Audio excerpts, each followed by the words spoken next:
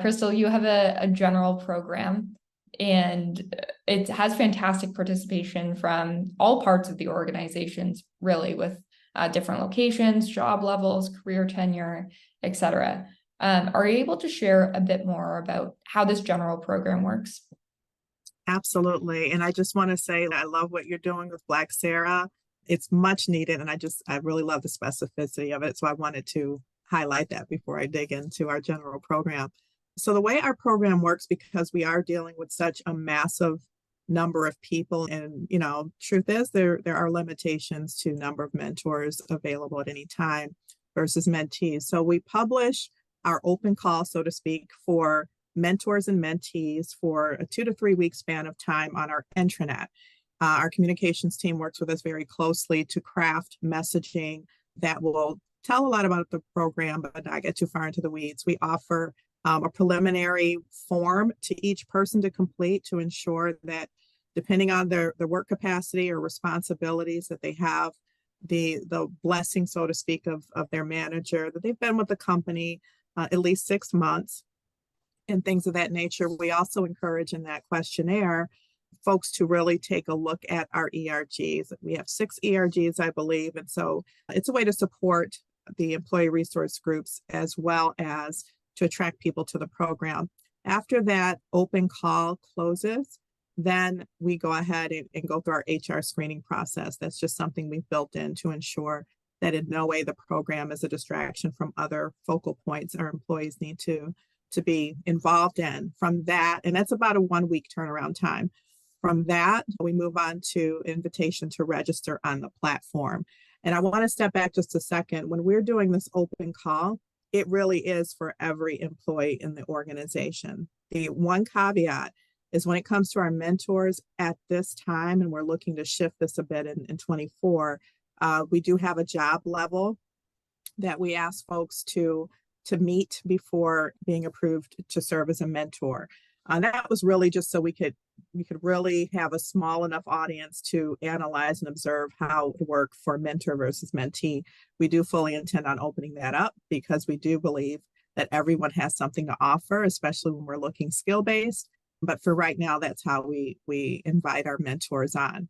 After the registration process, provided everyone who's been invited does register, then we step into pairing, very similar to what Lanita mentioned.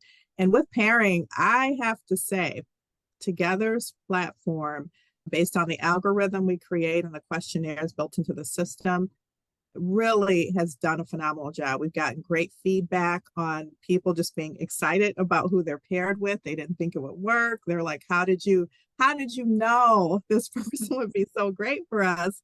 And I often say to myself, I really didn't know this platform is helping. We screen, we make sure that everything looks okay. There's no hierarchical issues. But yeah, once they're paired, I think the other beautiful piece of it, we're always available for questions and concerns throughout the process.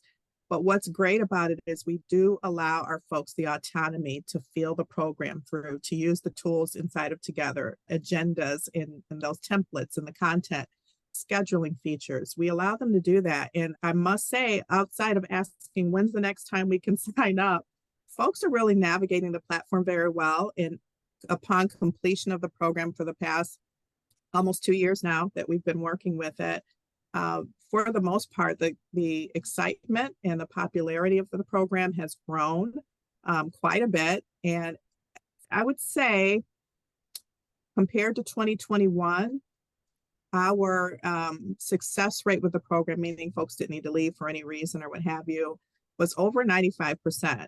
So most of the people in the program are experiencing great outcomes. Our mentors are sticking with the mentees throughout after the program is ended, which could create a dilemma with getting them to come back on and take on new mentees.